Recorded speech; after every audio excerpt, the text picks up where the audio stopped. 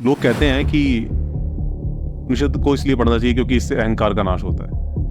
मुझे लगता है कि उपनिषदों में जितना अहंकार है उतना अहंकार है ही नहीं। शायद उन्होंने ये लिखा है कि जो बाहर की वस्तुएं पाने की चेष्टा में अब मतलब लोग बाहर की वस्तुएं पाने की चेष्टा में अपना जीवन व्यर्थ करते हैं। अब मैं इनसे पूछ रहा हूँ, आपके ब्रह्म को पाने के इस पथ में कितना जीवन नष्ट होता है?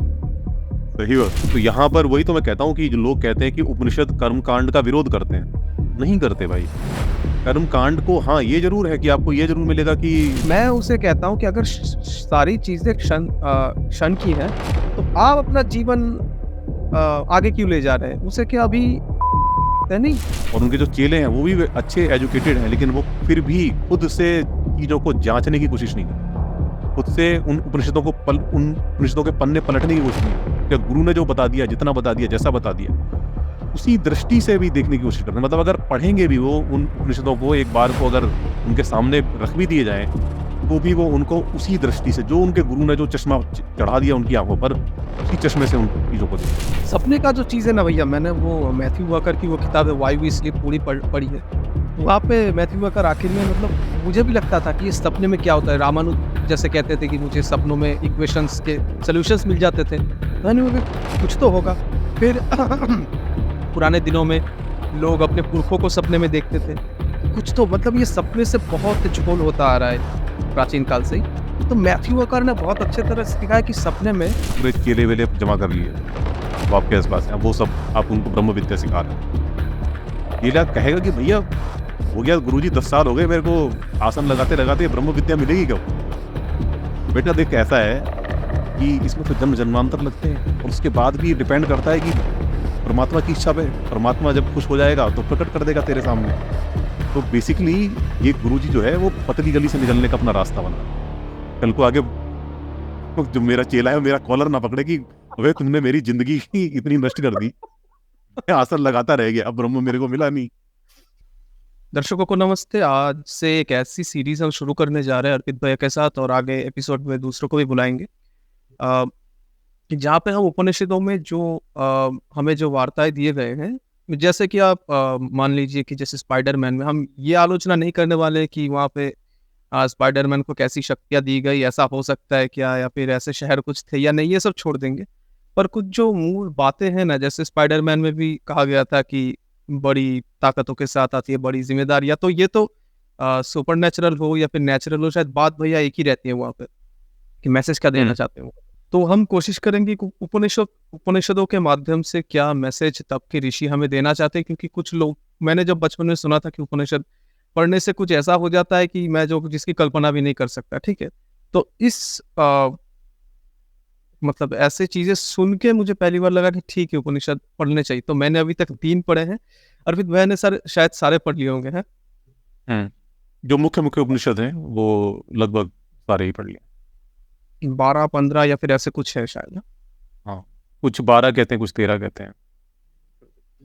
तो आज क्योंकि मैंने बस 3 ही पढ़े हुए, तो आज पहले कठोपनिषद शुरू करेंगे। तो मेरे पास तो गीता प्रेस वाली एडिशन है, जहाँ पे ये तो बांग्ला एडिशन है, पर अर्पित भैया से हम हिंदी एडिशन ले लेंगे। मैं हिंदी में बोलूंगा देख देख के जितना हो पाएगा, और देखते हैं कि इनमें क्या मैसेज कन्वे किया जा रहा है। तो ये आपको स्लाइड तो मुझे ही ऑन करना पड़ेगा, ये वाला। हाँ, मैंने कुछ कुछ श्लोक जो मुझे थोड़े प्रॉब्लमेटिक लगे उसके बारे में मैं बताऊंगा, और बीच बीच में अगर आप भी कोई इंक्लूजन करना चाहेंगे तो कर सकते हैं। ठीक है, ठीक है।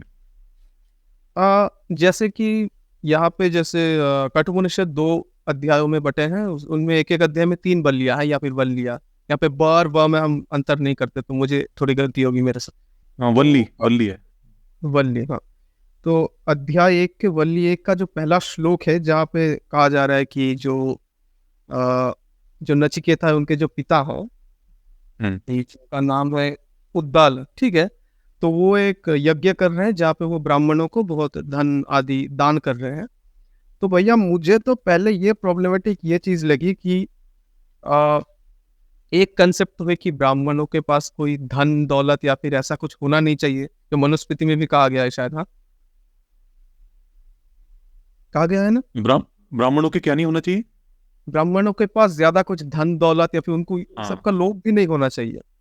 हाँ, लोभ नहीं होना चाहिए, लेकिन वो धन हो सकता है, ऐसा ऐसी कोई वो कंपल्शन नहीं कि धन धन का संचय नहीं करना चाहिए ब्राह्मण को। ठीक है, तो वो वाली चीज हटा भी दे, तो पहले तो वो जो यज्ञ कर रहे थे, उस यज्ञ के नाम से तो विश्वजीत यज्ञ है, हाँ। हम्म।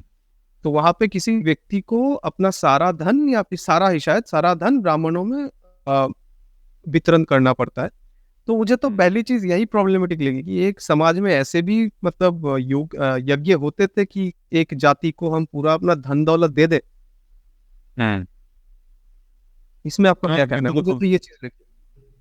बिल्कुल स्पष्ट तौर पे लिखा हुआ है यहाँ पर ना, जो दान है, दान तो ब्राह्मण को ही हो सकता है, ब्राह्मण के अलावा आप अतिरिक्त को दान कर नहीं सकते। तो यहाँ पर जो, और खास तौर पर जो यज्ञ हवन वगैरह जो होता है, जो कर्मकांड वगैरह करते हैं, उसमें जो दान होता है वो ब्राह्मण को ही दिया जाता है। तो यहाँ पर देखिए स्पष्ट तौर पे लिखा हुआ है कि वाजश्रवा के पुत्र उद्दालक ने विश्वजीत यज्ञ में अपना सारा धन ब्राह्मणों को दे दिया।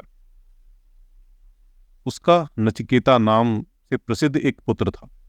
यहां से कहानी स्टार्ट होती है। तो अब कुछ लोग कह सकते हैं कि उपनिषदों में मतलब एक घटना दे देती है और आखिर में हमें उत्तर मिलता है। तो ठीक है, उसमें हम जाएंगे, पर ये चीज तो हमने पहले दिखा दी कि मुझे ये चीजें प्रॉब्लमेटिक लगी सबसे पहले। उसके बाद अगर जैसे कहानी अगर आगे बढ़े, तो नचिकेता को उसके पिता ने एक बार गुस्से में कह दिया कि जा, मैं तुझे यम के हाथ दान करता हूँ। तो वहां से प्रॉब्लम स्टार्ट हुई कि नचिकेता ने उस पिता के आदेश को मान लिया। ठीक है, और एक बार पहले वो कहानी भी मेरे ख्याल से बता दें लोगों को, हाँ वरना हाँ हाँ लोग हाँ, समझ नहीं पाएंगे। आप एक बार अ, बता। हो, होता क्या है इसमें कि जो उद्दालक हैं, उनका जो एक पुत्र है नचिकेता नाम से, तो वो अपनी सभी संपत्ति को दान कर रहे हैं। तो जो नचिकेता है वो देखता है कि उसके जो पिता है वो जिन गायों को दान कर रहे हैं, वो गायें बड़ी जीर्ण शीर्ण है, मतलब बहुत उनकी कंडीशन खराब है। और तो उन्होंने देखा कि इस तरह की गायें जो दान की जा रही हैं, इन गायों को दान करने से क्या फायदा होगा, वो ये मन में विचार करने। और वो जाके अपने पिता से कहता है कि पिता, आप मुझे किसको दान करेंगे। तो बार बार ये प्रश्न करता है अपने पिता से कि आप मुझे किसको दान करेंगे। तो पिता जो है गुस्से में आके कहते हैं, जा, मैं तुझे यमराज को दान कर। ये यहाँ से कहानी है। और उसके बाद फिर वो कहता है कि जब पिता ने मुझे यमराज को दान कर ही दिया, तो फिर मैं यमराज के पास जाता हूँ, और फिर वो यमराज के यमलोक पुरी को चल देता है। ये कहानी है यहाँ से स्टार्ट। जी, और उसके बाद जैसे यमराज के द्वार पे उसने थोड़ी देर पे गया, मतलब क्या उन्होंने हाँ, फिर वेट किया। पहुंचता है वहां पर, यमराज होती नहीं है, उनकी पत्नी होती है। वो कहते हैं कि वो उनका पता नहीं वो कब तक आएंगे, फिर वो वेट करता रहता है, कई दिनों तक वेट करता है, तब वो यमराज आते हैं। और उसके बाद फिर वो कहते हैं कि अरे ब्राह्मण को मुझे मेरे दरवाजे पर इतने समय तक इंतजार करना पड़ा है, तो इसका तो बड़ा अशुभ फल मिलेगा मुझे। फिर वो उनसे वरदान मांगने को कहते हैं। ये ऐसे करके कहानी चलती और 3 वरदानों में वो 3 वरदान, एक इन्होंने कहा था कि मेरे पिता को जो क्रोध है वो शांत कर दो, उन्हें अच्छा लगे, ये सब जो उन्होंने किया है। दूसरा, उन्हें शायद अ, मैं भूल गया हूँ, पर वो अग्नि विद्या चाहिए थी कि है। अग्नि जैसे विद्या बस। चाहिए। और तीसरे में उन्हें परम ज्ञान चाहिए था, कि आत्मज्ञान चाहिए था। आदमी तो के। ये मोटा मोटी कहानी है पूरी। तो भैया अगर पहले, ठीक है, यहाँ पे यमराज कैसे वरदान देते वो सब छोड़ देते, ठीक है, मान लेते हैं। 15वें श्लोक अगर आप खोलेंगे, अगर उस बीच में अगर आपको कुछ नहीं करना, तो 15वें में हम जा सकते हैं। इसमें एक चीज मैं एक बता दूं, ये तीसरा जो श्लोक है, हाँ हाँ इसमें जो दान का जो फल है ना, वो किस तरह से बताया गया है, वो एक बार मेरे ख्याल से देखने लायक चीज है। इसमें ये नचिकेता कह रहा है कि जो अंतिम बार जल पी चुकी है, मतलब जो बिल्कुल मरणासन है, बिल्कुल मरने ही वाली है, जिनका घास खाना समाप्त हो गया है, जिनका दूध अंतिम बार दूध लिया गया है, जिनकी इंद्रियां नष्ट हो चुकी हैं, ऐसी निरर्थक मरणासन गौओं को देने वाला वह दाता, वो, इसमें देखो लिखा हुआ है कि शूकर कुकर नीच योनि और नरक आदि लोक, जो सब प्रकार के सुखों से शून्य है, उनको प्राप्त होता है। तो ये मतलब ये कह रहे हैं कि जो इतनी जो घटिया तरह की जो गाय है, जो बिल्कुल एकदम मरने की हालत में है, उनको अगर आप दान करते हो तो उनका ये फल होता है। ये नचिकेता जो है अपने पिता को बता रहा है। तो इसमें भी मतलब सोचो कि जो दान जो किया जा रहा है, वो दान भी फल की इच्छा से किया जा रहा है। तो ये ऐसा कोई कोई ऐसा दान नहीं है कि जो कि आप किसी निष्काम भाव से कर रहे हो। तो फल की अपेक्षा से दान किया जा रहा है, और इसमें एक भी जो ये घटिया गाय जो दान की जा रही है, उससे ऐसी नीच योनियां, शुकर कुकर आदि जो, यानी सुअर और कुत्ते वाली जो योनियां है वो प्राप्त होती हैं। तो एक तो यहाँ से आप ये देखो कि जो कहते हैं कि जो पुनर्जन्म है, और पुनर्जन्म में भी जो अलग अलग जो योनियां होती हैं, ये अलग अलग पशु की योनि में, या पेड़ की, स्थावर बोलते हैं उनको, स्थावर योनि में, पेड़ की योनि में, तो उसमें भी फिर ये योनियां है कि जो सुअर और कुत्ते की जो योनियां है बहुत नीच मानी जाती हैं, तो इन ऐसी योनियों में प्राप्त होता है। तो जो लोग कहते हैं कि भाई उपनिषद में कोई पुनर्जन्म की बात नहीं है, या उपनिषद तो अलग अलग योनियों की बात नहीं करते, या आत्मा की बात नहीं करते कि कोई आत्मा है जो पुनर्जन्म लेती है, यहाँ स्पष्ट रूप से इसका उल्लेख है। और आगे हम और देखेंगे, यहाँ पर कोई कह सकता है कि भाई ये तो नचिकेता का ऐसा मानना है, तो हम आगे देखेंगे कि यमराज इसको कैसे एक्सप्लेन करते हैं। तो अभी फिलहाल वहाँ पे इस चीज को शायद उन्होंने काटा नहीं है यमराज ने। हाँ, काटा नहीं है।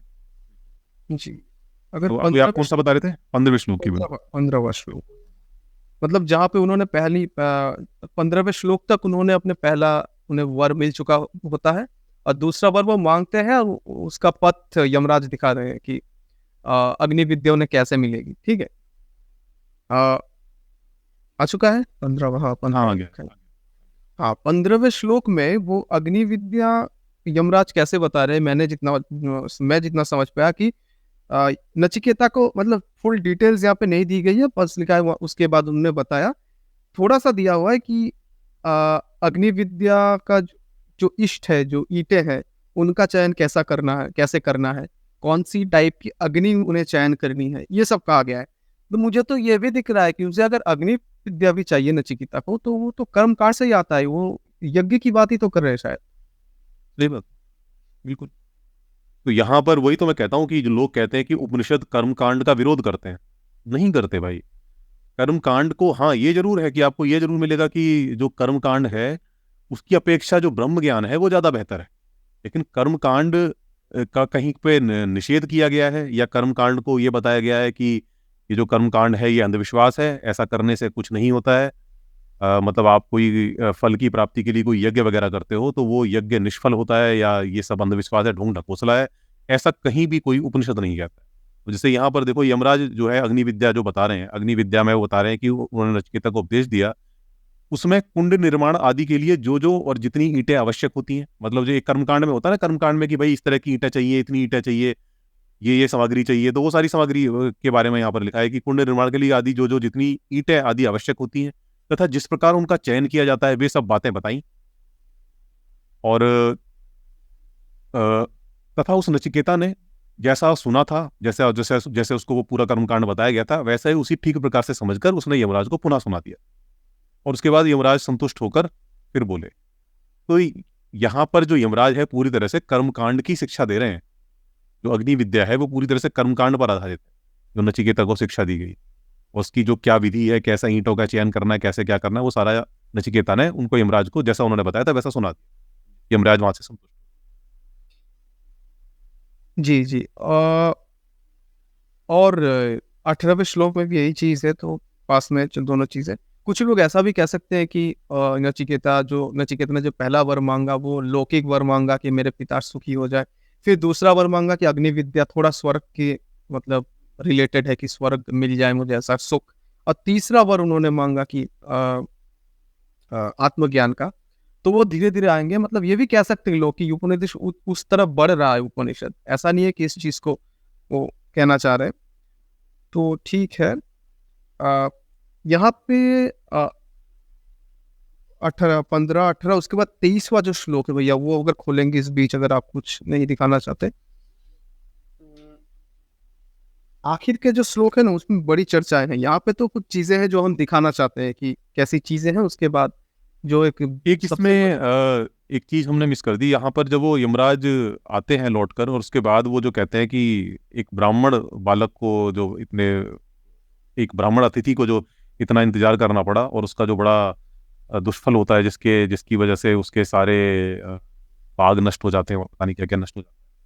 वो भी मेरे ख्याल से एक बार दर्शकों को दिखाना चाहिए, क्योंकि जो लोग कहते हैं कि भाई जातिवाद नहीं है उपनिषदों के अंदर, तो वहाँ स्पष्ट तौर पे जातिवाद है कि अगर ब्राह्मण का आप अपमान करते हो, ब्राह्मण अतिथि का अगर आप अपमान करते हो, तो क्या आपको उसका फल भोगना पड़ता है। जी, जी, जी। वो 15 मिनट से शायद थोड़ा पीछे होगा 15 से, ज़रा। हाँ 15 से थोड़ा सा पहले है। आप कहीं तो दिखा देता हूँ मैं इसको। हाँ, हाँ, हाँ, दिखा दीजिए। और पहले तो हम भी मानते थे कि अगर ब्राह्मण को हम कहते हैं कि कोई विद्वान व्यक्ति है, तो ठीक है, विद्वान व्यक्ति को क्यों हम अपेक्षा करवाएँ। लेकिन आपके वीडियो जो आपने बनाया था मनुस्मृति के ऊपर, कि मैं भी पहले सोचा था कि मनुस्मृति से कुछ श्लोकें मैंने उठाई थी, अच्छा ठीक है, यहाँ तो लिखा हुआ है कि ब्राह्मण शूद्र बन सकता है, पर उसका जो पहला श्लोक था आपने दिखाया था अपने वीडियो में कि 7 जन्मों तक ब्राह्मण घर में कन्यादान के बाद 7वाँ या 8वें जन्म, मतलब जन्म नहीं, क्या कहते हैं उसमें, जनरेशन में वो जो संतान जन्म लेगा वो ब्राह्मण बन सकता है, ऐसा था। उसके बाद लिखा था कि हाँ, कि ब्राह्मण भी शूद्र बन सकता है। अरे बाप रे बाप! 7 जनरेशन तक तो कोई देखने को ही बाकी नहीं रहेगा। जी, जी। यही, अ, अब देखिए 8वाँ। ये आठवां श्लोक है। तो इसमें लिखा है कि जिसके घर में ब्राह्मण अतिथि बिना भोजन किए निवास करता है, मंद बुद्धि पुरुष की नाना प्रकार से आशा और प्रतीक्षा, उसकी पूर्ति से होने वाले सब प्रकार के सुख, सुंदर भाषण के फल एवं यज्ञ दान आदि शुभ कर्मों और कुआं बगीचा तालाब आदि निर्माण करने के फल, समस्त पुत्र पशु, इन सबको वो नष्ट कर देता है। ठीक है ना। व्याख्या भी नीचे लिखी है कि जिसके घर पर अतिथि ब्राह्मण भूखा बैठा रहता है, उस मंद बुद्धि मनुष्य के ना तो वे इच्छित पदार्थ मिलते हैं जिसके मिलने पर उसकी पूरी आस्ती, और ना ही वे पदार्थ मिलते हैं जिनके मिलने का निश्चय था। तो कुल मिलाकर यह है कि ब्राह्मण का अपमान अगर आपने किया, ब्राह्मण अतिथि आपके घर पर आया, आपने उसका अपमान कर दिया, तो आपके जो पुण्य फल हैं वो नष्ट हो जाते जी, और अब अभी भी किसी को लग रहा है कि ब्राह्मण मतलब कह सकते हैं कि जो ब्राह्मण बने हैं अपने मतलब योग्यता से, अर्पित भैया का जो वीडियो है उसका थंबनेल यहाँ पे दे देता हूँ, लिंक तो नहीं दे सकता। वो वीडियो जाके उसके बाद आप तर्क दीजिएगा, ज़रूर दीजिएगा, क्यों नहीं दीजिएगा। इस बार इसके बाद 23वें में चले भैया? हैं। हाँ। ये आ गया प्लीज। जी, 23 भैया। तो 23वें में वो मतलब जो अ, आत्मज्ञान पे शायद आ चुके हैं वो अग्नि विद्या के बाद तीसरे वर्ग पे। तब वो नचिकेता ने जब माँगा तब वो तुलना कर रहे थे, मतलब जो यमराज थे वो तुलना कर रहे थे कि ये आत्मज्ञान किस चीज़ों के तुल्य है। कि जैसे कहते हैं कि वो बहुत से धन, संपद या फिर क्या कहते हैं यहाँ पे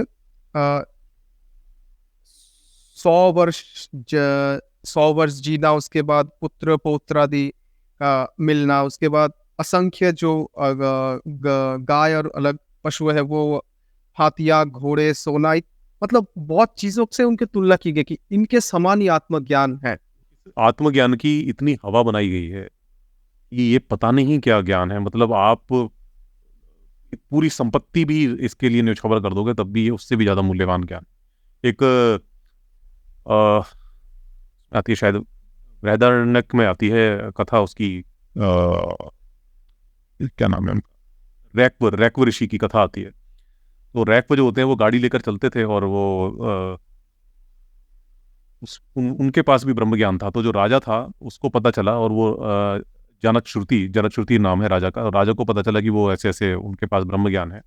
तो वो राजा जो है अपनी बहुत सारी संपत्ति लेकर गाड़ियों पर लाद कर उसके पास पहुंचता है, रैक्व ऋषि के पास पहुंचता है और कहता है कि मैं ब्रह्म ज्ञान की इच्छा से आया हूँ, मुझे ब्रह्म ज्ञान प्रदान कीजिए। तो जो ऋषि है वो गुस्सा हो जाता है, उसको बोलता है, अरे शूद्र, शूद्र मतलब कि एक तरह से गाली की तरह, अरे नीच, तू क्या सोच रहा है कि इतने पैसे से तू ब्रह्म ज्ञान खरीद लेगा, चले जा, मैं तुझे नहीं देता ब्रह्म ज्ञान।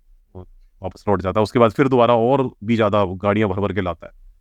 लास्ट में फिर वो क्या करता है कि अपनी जो पुत्री है, जब वो नहीं राजी होता किसी भी तरह से ब्रह्म ज्ञान देने को, लास्ट में अपनी जो पुत्री होती है बहुत सुंदर होती है, कि 3 लोगों में ख्याति होती है, उसको लेकर आता है। तो जो उसके मुख को देखते कर फिर जो है ऋषि पिघल जाते हैं, कहते हैं कि तू जो है इसकी मुख की वजह से मुझसे ब्रह्म ज्ञान कहलवाता है, मतलब इसका ये इतनी सुंदर है तेरी बेटी कि इसकी वजह से मुझे ब्रह्म ज्ञान तुझे देना ही पड़ेगा। हाँ, मैंने भी भैया बहुत कहानियों में देखा है कि आखिर में जो ऋषि है मुनि है, मतलब औरतों पे पिघल जाते हैं, तो पिघल नहीं जाते क्या, मान जाते हैं कि यही तो उनका भी तो अंदर से तो जीन से ही कह रहे हैं कि मुझे भी फैलना है, कितने दिनों तक ब्रह्मचर्य का पालन करता रहूंगा। जी। हाँ, तो बेसिकली इन्होंने ना इतनी हवा बनाई है ब्रह्म ज्ञान की कि ये मतलब पता नहीं क्या है ये। और आप उपनिषद पढ़ लो पूरा, तो कुछ भी नहीं है। मतलब आप सर खुजाते रह जाओगे। और वो खुद ही उनको कह भी दिया है कि उस किसी तरह से जान नहीं सकते आप, कोई इंद्रिय वहां तक नहीं पहुंचती, कुछ नहीं पहुंचता वहां तक। लेकिन है वो, ये मतलब वो वैसी बात है कि अ, हम कहें कि जैसे मैं अगर क्लेम करने लगूं, ये जो दुनिया है ये एक सिमुलेशन है। इसको किसी एलियन सिविलाइजेशन ने, कोई एडवांस एलियन सिविलाइजेशन ने इसको बनाया है। अब कोई कहे कि भाई कैसे पता लगा, वही वहां तक कुछ पहुंचता नहीं है, ना हमारी इंद्रिय पहुंचती, ना हमारी विज्ञान पहुंचता, कुछ भी नहीं पहुंचता वहां तक। लेकिन बस मान लो मेरी बात को, क्योंकि मैं कह रहा हूँ। नहीं, आगे कुछ श्लोक है जहाँ पे इससे भी बुरी तरीके से कहा गया है, ठीक है? तो ये बात यहाँ पर भी ज़्यादा कुछ थे नहीं। और 23 के बाद अगर 26वें श्लोक पे अगर जाएँ, बीच में अगर आप कुछ ऐड करना चाहो तो पहली बल्ली हाँ, इसमें की। तो वही है कि 23वें में तो कि बोल रहे हैं कि क्योंकि वो ब्रह्म ज्ञान मांगा है, तो वो कह रहे हैं कि नहीं भाई, ऐसे ब्रह्म ज्ञान तो नहीं दे सकता। तुम चाहे 100 वर्ष की, सैकड़ों वर्षों की आयु मांग लो, चाहे बेटे और पोतों मांग लो, बहुत सारे गौ आदि पशुओं को मांग लो, हाथी स्वर्ण मांग लो, घोड़ों को मांग लो, भूमि मांग लो, साम्राज्य मांग लो, कुछ भी मांग लो, लेकिन ब्रह्म ज्ञान ऐसे में नहीं, ये ऐसे नहीं दिया जा सकता है। तो ये की मतलब हवा बना रहे हैं ब्रह्म ज्ञान कितना वैल्यूबल है। 26वां आ गया। मतलब ये वाला मैंने रखा था कि इसलिए कि थोड़ा दिखा दे कि ब्रह्म ज्ञान से किसकी तुलना कर रहे हैं, ठीक है? 26वें श्लोक में यहाँ पे नचिकेता, मतलब मैं पहले बता देता हूँ, मैंने देखा कि नचिकेता ने पहले कहा कि जी यमराज, आप जिन चीज़ों की बातें कर रहे हैं वो तो क्षण की चीज़ें हैं, आज है कल नहीं है। तो नचिकेता से भी मेरा ये सवाल है भाई, तो हाँ भैया, यहाँ पे एक चीज़ मैं ऐड करना चाहूँगा, हाँ, कि जब भी कोई कहता है कि ये चीज़ क्षण की है, ये तो 2 दिनों बाद नहीं रहेगी, तब मैं सोचता हूँ कि आप ये सेंसर के लिए शब्द इस्तेमाल नहीं कर रहा, वो अपने जीवन को कंटिन्यू नहीं करता, ठीक है? तो मैं मैं सॉरी, मतलब मैं बोलना चाहता हूँ कि मैं उसे कहता हूँ कि अगर सारी चीज़ें क्षण की हैं, तो आप अपना जीवन आगे क्यों ले जा रहे हैं? उसे क्या अभी है नहीं? तो इसमें तब बोलते हैं नहीं, नहीं, नहीं, ऐसा जीवन ईश्वर ने दिया है, इसे हम ऐसे नहीं खत्म कर सकते, हमें। तब मुझे लगता है ये ना, ये बायोलॉजी को छुपा रहे हैं इसके पीछे। आप कुछ भी हो, आप मरना नहीं चाहते। जब आप ये कह देते हैं कि ये सब कुछ भी नहीं है, ठीक है, जीने का तो कोई मतलब नहीं है, ये सब तो क्षण का है। तो ये मुझे लगता है। तो इसमें अगर कुछ कहना चाहें आप?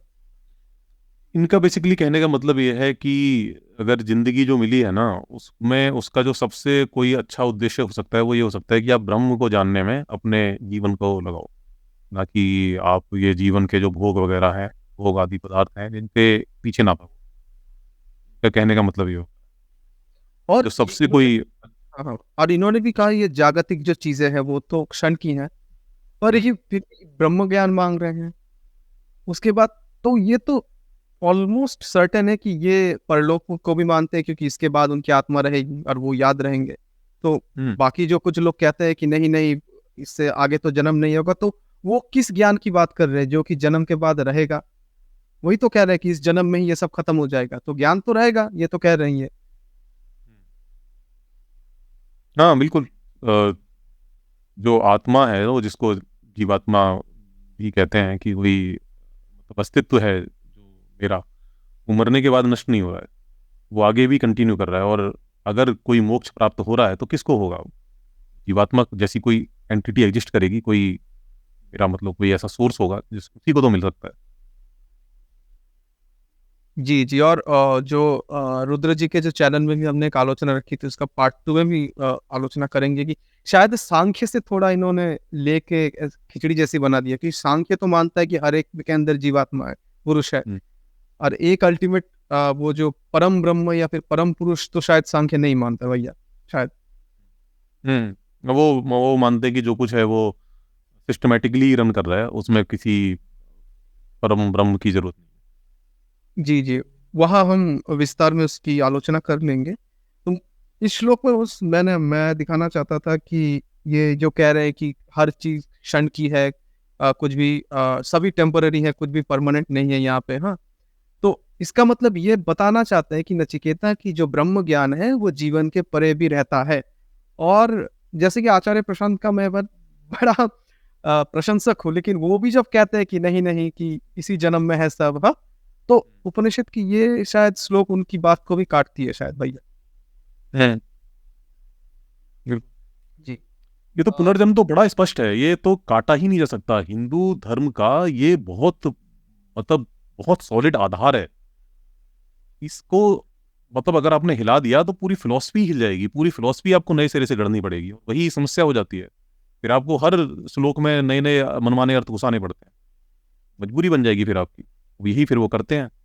गीता में इतना स्पष्ट है, जीवात्मा पुनर्जन्म बहुत स्पष्ट है, लेकिन अब नहीं मानोगे आप तो फिर वही अपने मनमाने वहां पर अर्थ घुसाओगे। और शंकर भाष्य आप उठा लो, शंकर भाष्य भी इनके जो नौ उपनिषद हैं उन पर शंकर भाष्य भी अवेलेबल है। शंकर भाष्य अगर आप पढ़ोगे तो वहां से भी बड़ा स्पष्ट है। जी। इवन गीता का आप शंकर भाष्य पढ़ लो, वहां पर भी बड़ा स्पष्ट है कि जीवात्मा भी है, पुनर्जन्म भी है। पहले अध्याय के पहले वल्ली में तो मैंने वहाँ कुछ श्लोक नहीं लिखे भैया, अगर आप कुछ बताना चाहे। इसके बाद वल्ली 2 में दूसरा श्लोक मैंने लिखा है यहाँ पे। दूसरी वल्ली का दूसरा श्लोक।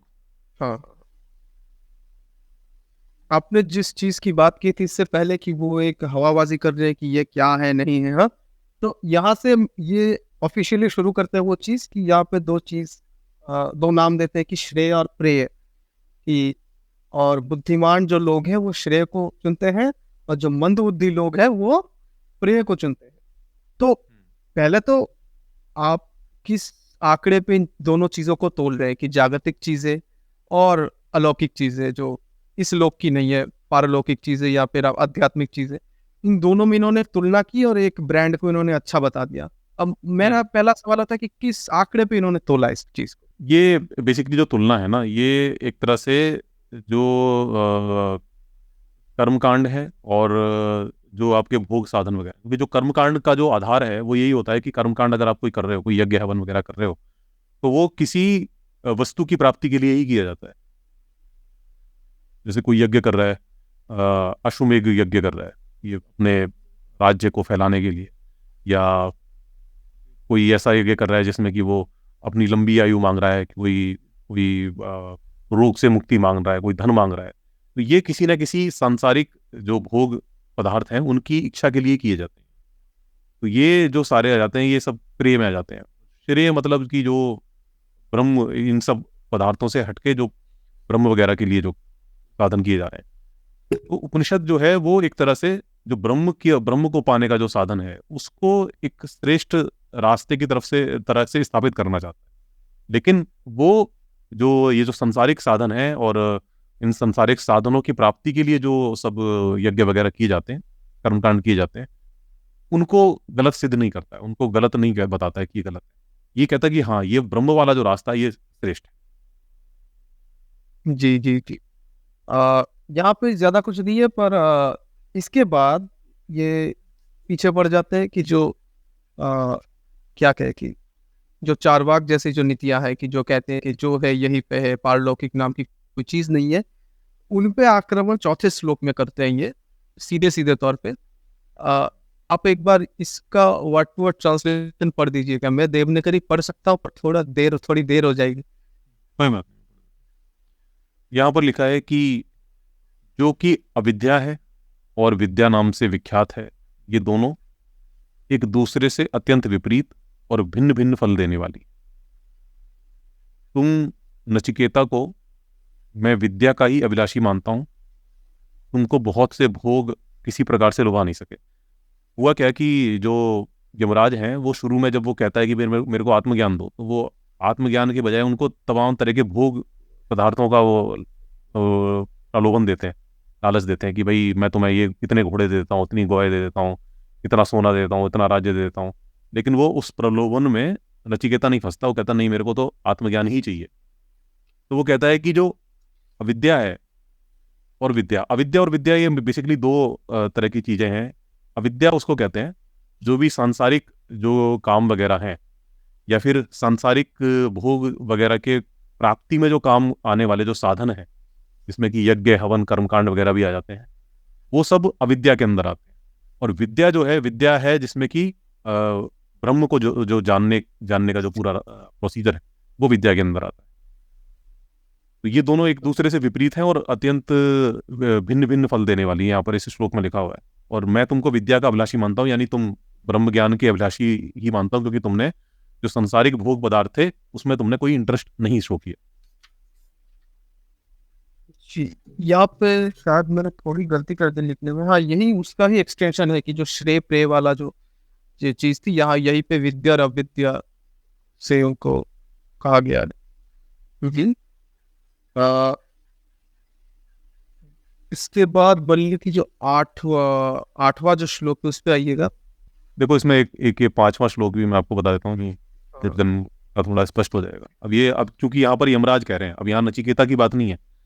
इस लोग कहते हैं कि भाई नचिकेता बोल रहा है, आप क्यों, यमराज ने तो नहीं बताया। अब देखो, यमराज बोल रहे हैं, आप अविद्या भीतर रहते हुए स्वयं अपने आप को बुद्धिमान और विद्वान मानने वाले मूढ़, तो मूर्ख लोग, नाना योनियों में चारों ओर भटकते हुए ठीक वैसे ही ठोकरें खाते रहते हैं जैसे अंधे मनुष्य द्वारा चलाए जाने वाले अंधे अपने लक्ष्य तक ना पहुंचकर इधर उधर भटकते और कष्ट भोगते हैं। अब देखो, यहाँ पर बेसिकली पुनर्जन्म भी आ गया यहाँ पर, और जीवात्मा भी आ गई कि अब क्योंकि किसी की बात हो रही है ना। अब यहाँ पर जैसे आचार्य प्रशांत कहते हैं कि भाई आत्मा, जीवात्मा का पुनर्जन्म नहीं होता, वो तो अहम वृत्ति का पुनर्जन्म होता है। अगर अहम वृत्ति बार बार पुनर्जन्म ले रही है, और अहम वृत्ति जो है वो एक एडजेक्टिव है, वो किसी व्यक्ति विशेष की बात नहीं हो रही वहां पर, जबकि यहाँ पर व्यक्ति विशेष की बात हो रही है। क्योंकि वहां पे देखो स्पष्ट लिखा हुआ है, अविद्या के भीतर रहते हुए अपने आप बुद्धिमान मानने वाले वे मूर्ख लोग नाना योनियों में चारों ओर भटकते हुए वैसे ही ठोकरें खाते रहते हैं। यहाँ पर इंडिविजुअल की बात हो रही है, किसी व्यक्ति विशेष की बात हो रही है कि अगर आप अविद्या का मार्ग पकड़ते हो तो क्या होगा, आप भले आपको अपने आप को बुद्धिमान मानो, लेकिन आप मूर्ख हो, और इस वजह से आप नाना योनियों में, अलग बहुत बहुत तरह की, अलग अलग तरह की योनियों में, जो तमाम पशु वाली योनियां हैं, उन सब में भटकते हुए ठीक वैसे ही ठोकरें खाते रहते हो। मतलब इधर उधर आप भटकते रहोगे अलग अलग योनियों में, जैसे अंधे मनुष्य के द्वारा चलाए जाने वाले अंधे, जैसे कोई अंधा मनुष्य किसी अंधे मनुष्यों को चलाए, किसी अपने लक्ष्य तक नहीं पहुंचते और इधर उधर भटकते रहते हैं। तो ये अभी यमराज बोल रहे हैं, तो इसमें मेरे ख्याल से आपको डाउट नहीं होना चाहिए कि इसका कुछ और मतलब हो सकता है, कि फिर भी मैंने नंबरिंग गलत की थी। मैं 5वां श्लोक ही बताना चाहता, इसीलिए मैं सोचा कि 4वें श्लोक में मैंने ये क्यों लिखा रखा है कि ये कह रहे हैं कि जो बस इस जगत को मानते हैं वो बस ऐसे वैसे योनियों में आना जाना उनका बना रहता है। हाँ, ये वाला श्लोक था। ठीक है, बच गया मैं। तो वो मेरे नजर से गुजरा ना, मैंने कहा ये तो इम्पोर्टेंट था। क्या हुआ कि ये क्या कैसे लिख दिया मैं। Okay okay. यहाँ पे बहुत एक कंट्रोवर्शियल चीज है कि 8वां जो श्लोक है द्वितीय वल्ली की, जो देखिएगा,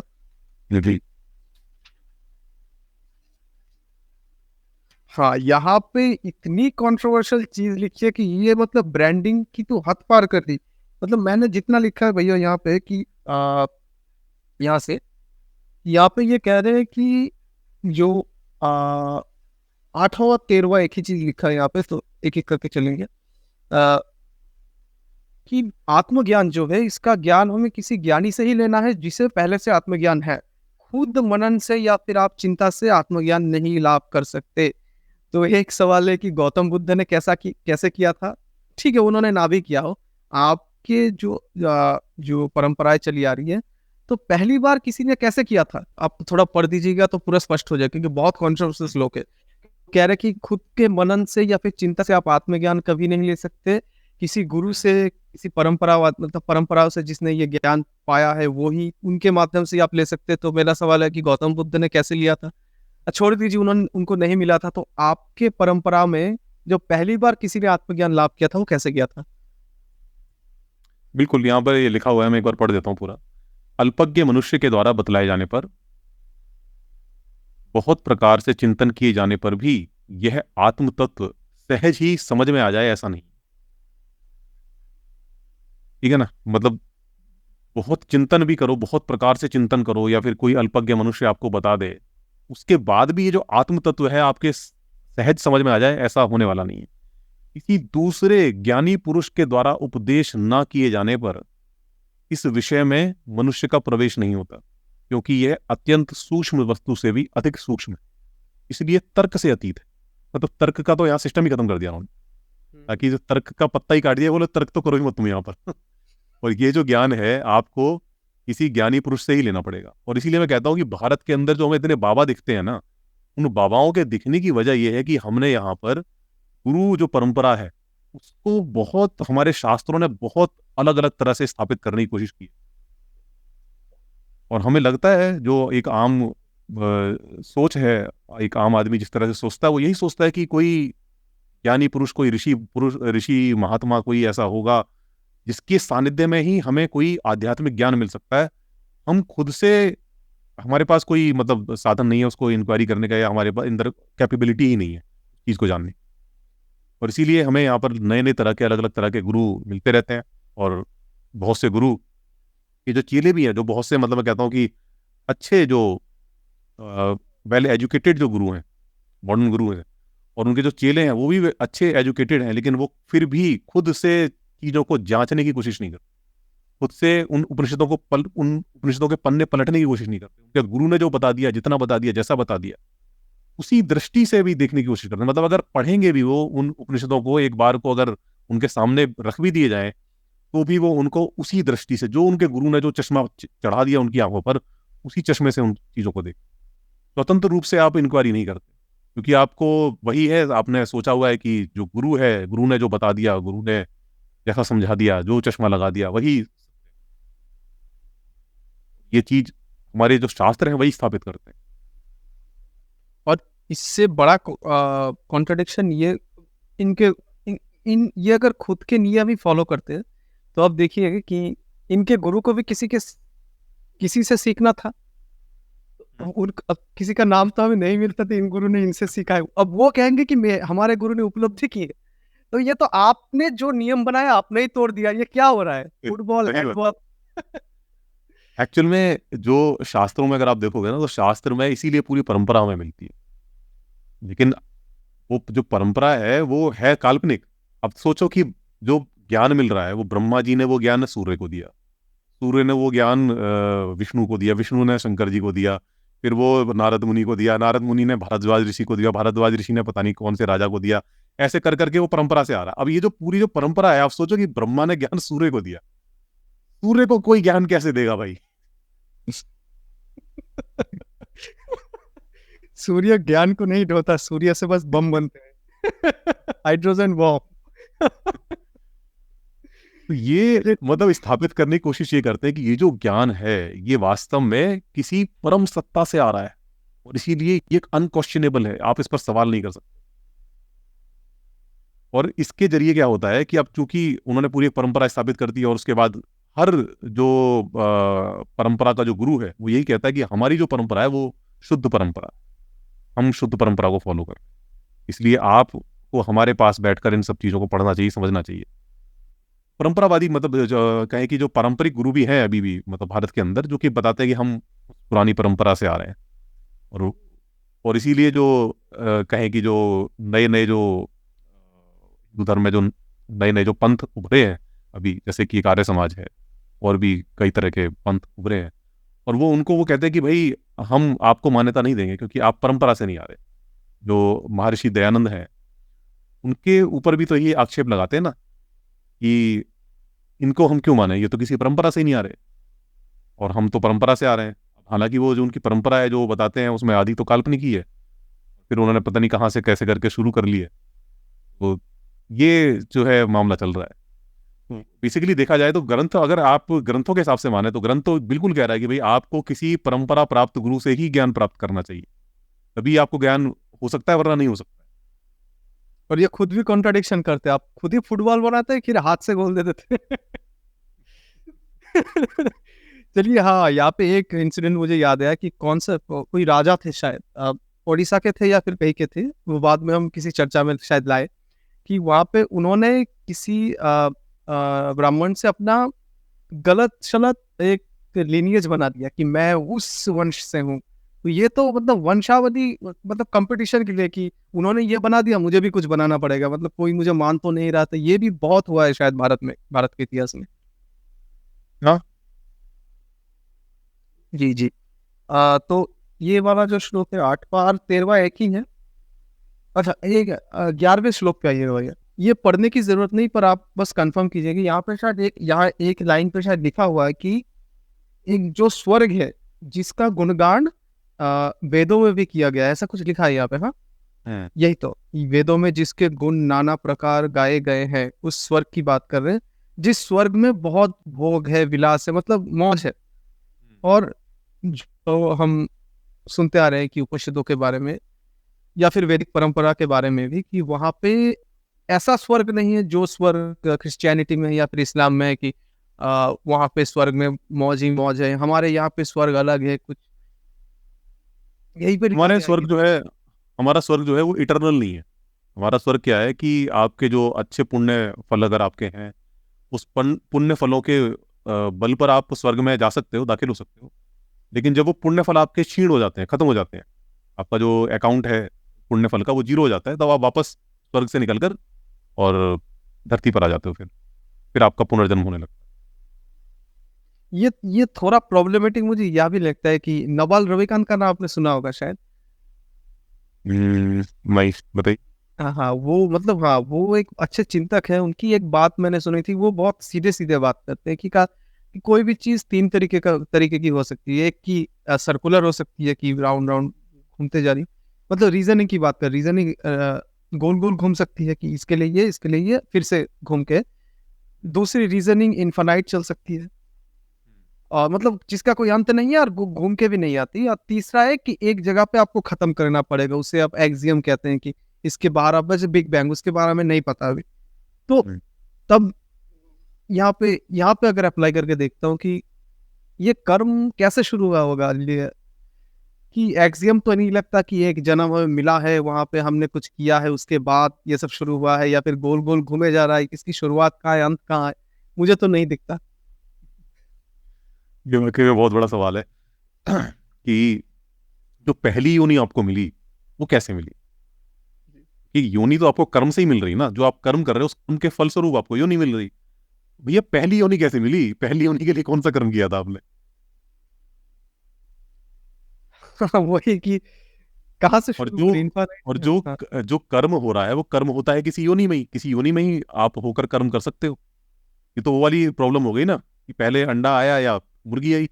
हाँ, ये सोच ऐसी ही है कि भगवान ने किसी को बनाया था कि अंडा या मुर्गी। वहां से शायद सवाल आ गया होगा कि मुर्गी या अंडा। हाँ, इसके बाद 15वें श्लोक पे आइएगा। 15वें के बाद जो 23वां है उस पर आएंगे, वो तो इससे भी खतरनाक है।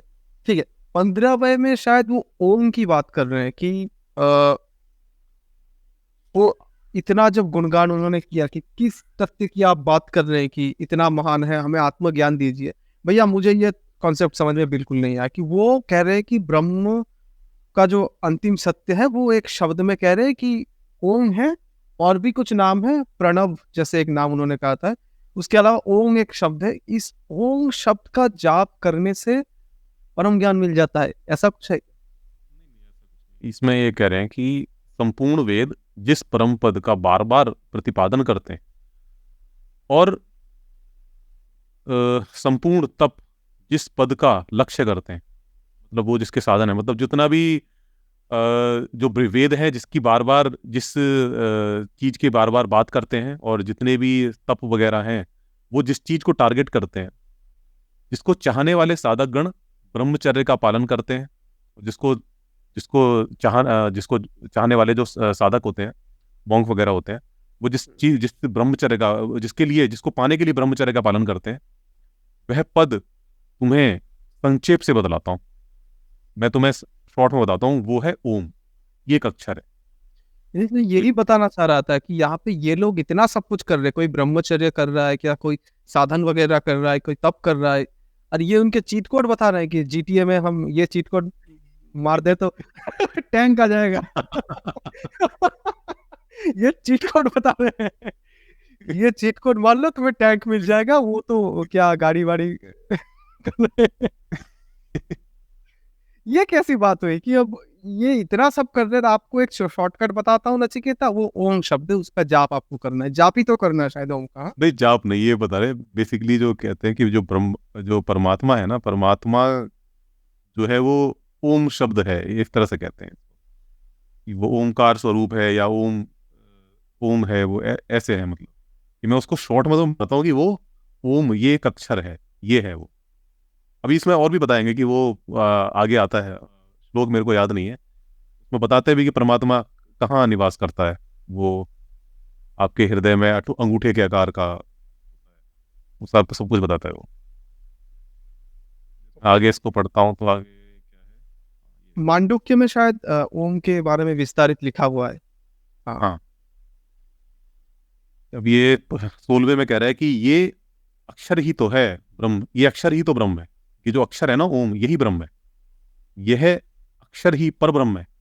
इसलिए इसी अक्षर को जानकर जिसको चाहता है उसको वही मिल जाता है।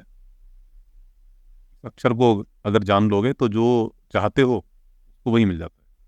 ठीक है, अगर ओमकार को अभी ये कोई जप करने वाला कोई शब्द हमें ना मान ले, अभी हम मांडुक्य में देख लेंगे। मैंने भी वो, मतलब क्या कहते हैं कि कोइंसिडेंस है कि मैंने भी वो ये बेसिकली एक आलम्बन है। आलम्बन मतलब ये अगले सत्र में बताया है कि मतलब जिसको ध्यान में रख के, मतलब आपको एक, मतलब एक अक्षर दे दिया है जिसको कि टारगेट बनाकर आपको चलना है, यही अत्युत्तम आलम्बन है। आलम्बन जैसे मतलब क्या होता है कि जैसे कुछ लोग कहते हैं ना कि वो हम मूर्ति पूजा करते हैं, उसमें मूर्ति पूजा में जो मूर्ति है ना वो आलम्बन है। जिसको आप टारगेट करके अपनी जो भक्ति वगैरह है, जो कुछ कर रहे हो वो कर रहे हो, उसको वो एक टारगेट आपने बना लिया। तो यहाँ पर जो ओम अक्षर है वो उन्होंने एक आलम्बन की तरह यूज किया है ब्रह्म को पाने के लिए। ओके, क्योंकि तब मूर्ति पूजा होती नहीं थी वैदिक काल में। हाँ नहीं, हाँ उस समय तक हाँ हम्म। तो वो एक मूर्ति हो पूजा की। सकता है कि एक फोकस रखने के लिए। और हाँ, यहाँ पे जैसे जाप का, मतलब जाप की बात नहीं की है। ठीक है ठीक है, वो बाद में देख लेंगे। पर हाँ, ये ठीक है, मतलब मांडुक्य उपनिषद मुझे कठोपनिषद से बेहतर लगा, क्योंकि वहाँ पे ओम का अच्छा एक विश्लेषण है कि जो, ठीक है वो बात के एपिसोड में कर लेंगे। आ, यहाँ पे अगर आगे बढ़े तो 23वें के बाद, हाँ 15वें के बाद 23वां, 23वां खतरनाक है सबसे। ये पढ़ के मेरे होश उड़ गए कि अरे मैं इतना सब कुछ करूं और वो गारंटीड भी नहीं है।